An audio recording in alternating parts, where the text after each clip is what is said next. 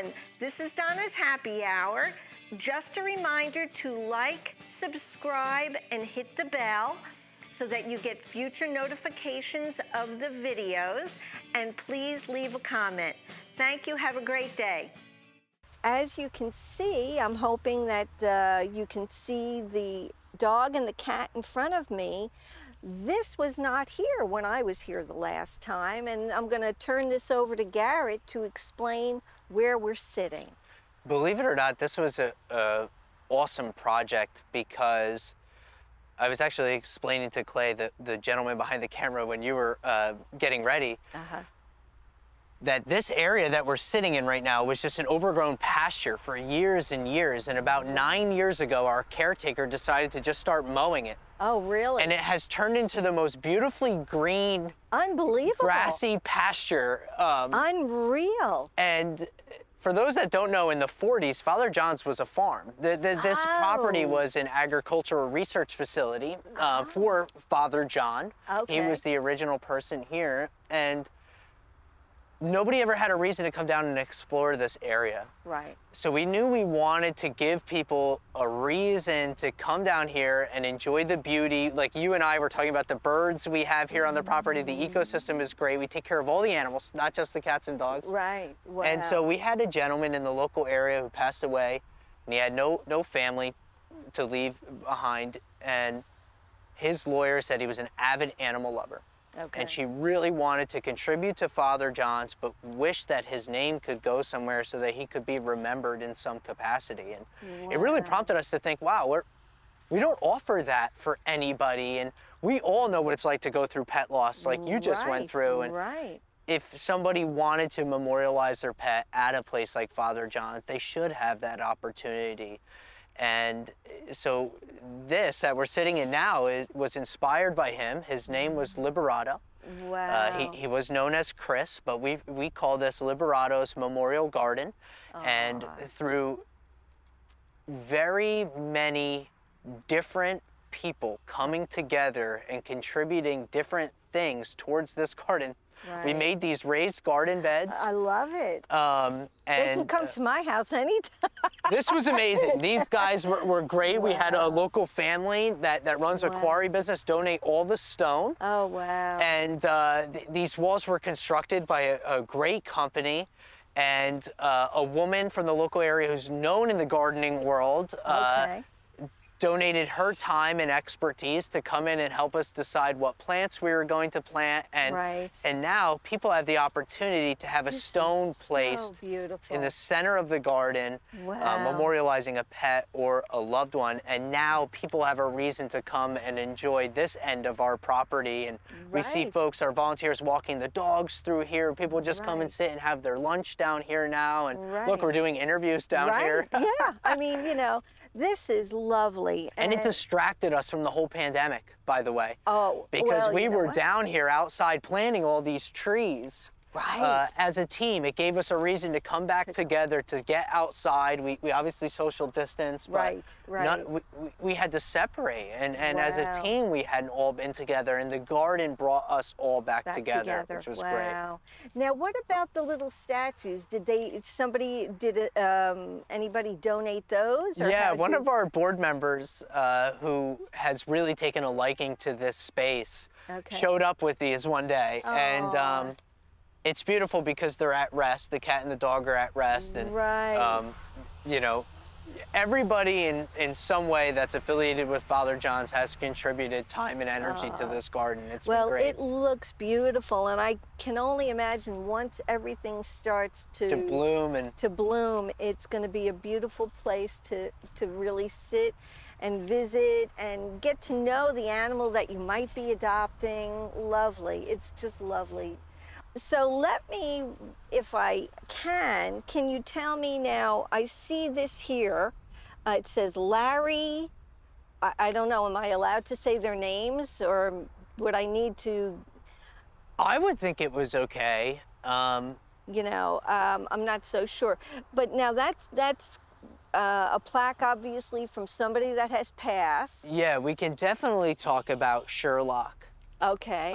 The stone that sits in the center here of our circle, memorial circle, was actually one of our board chair's beloved dogs.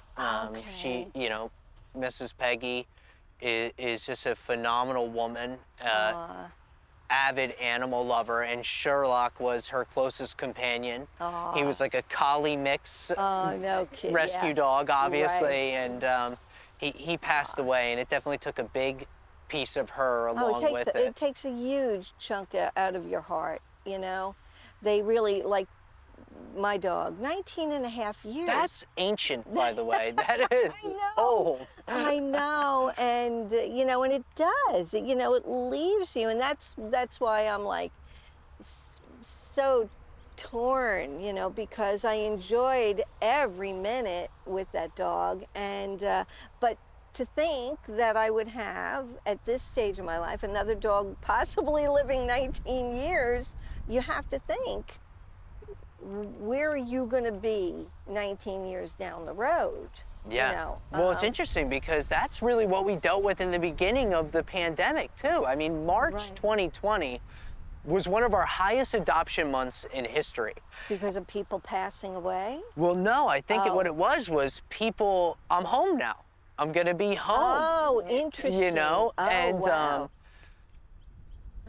I think then in April we saw the complete opposite. We had a huge plummet in people looking to adopt and wanting to adopt because I think the fear set in. Well, am I actually going to go back to work after all of this? Right. And you think about, here you are sitting here thinking, I want a dog, but I'm thinking 20 years down the line. Right. And we had people adopting in March, and we were hoping they were having that same forethought and thinking down the line. Right. Getting a pet is not something to make, you know, it's not a decision to make on a whim or an impulse. No, it's not. No, it's not. You know, because one of the things that I find is that, you know, that sort of thing is a trauma to them.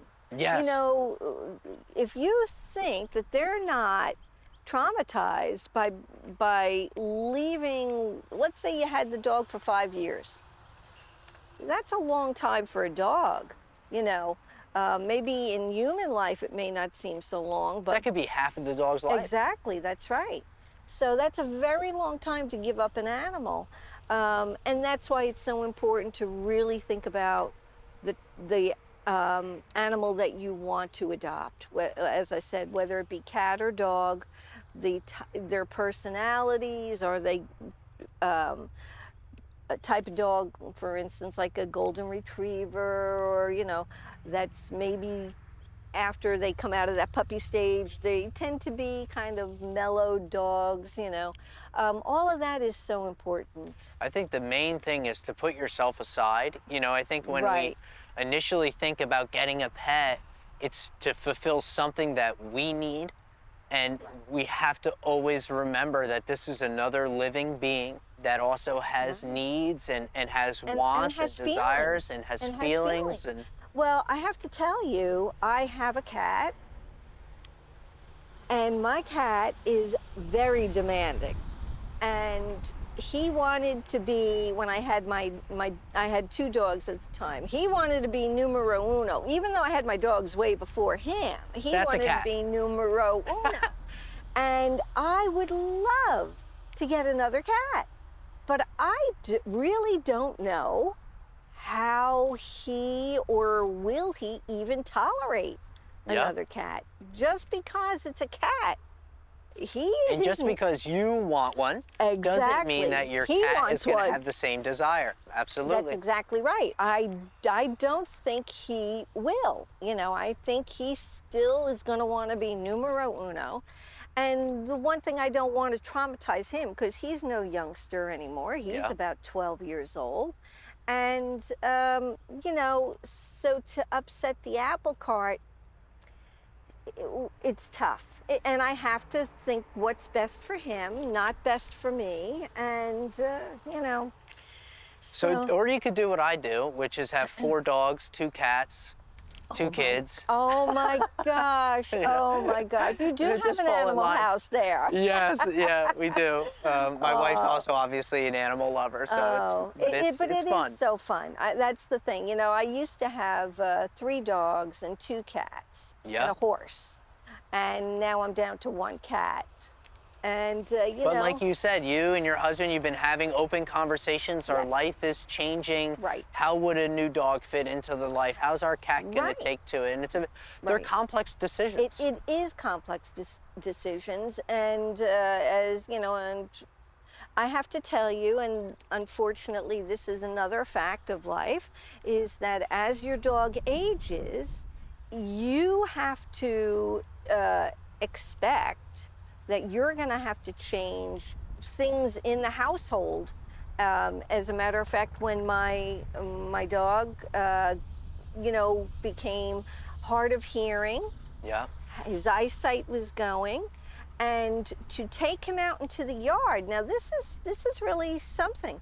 He couldn't judge, like, if there was a dip in the ground, and so he would stumble.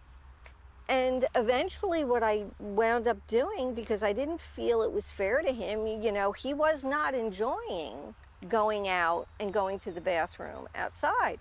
So and if this is anybody that's going through this, they make these wonderful soft-sided octagon pens. Yeah. And the bottom of it zips out, and you can take it out and clean it. And the top is a mesh, and that unzips. Like, really, it pretty much has lots of different ways to open it up. That was a lifesaver. We house kittens in those all the time. I'm telling you, They're great. they're relatively inexpensive. They're like $25. Best $25 I ever spent. Life-changing. And it is life-changing, and it was life-changing for my dog because he felt safe and secure. Yeah. And also what I recommend to do is I used to put the wee-wee pads down and just pick those up so I didn't have to constantly take out the bottom. But anyway, we're going to be going inside, and I'm really looking forward. And I know I say I won't walk out of here with with an animal, but you never know. Anyway, Garrett, thank you again so much. Thanks for coming back. We'll head inside. Awesome. All Let's right, do it. great.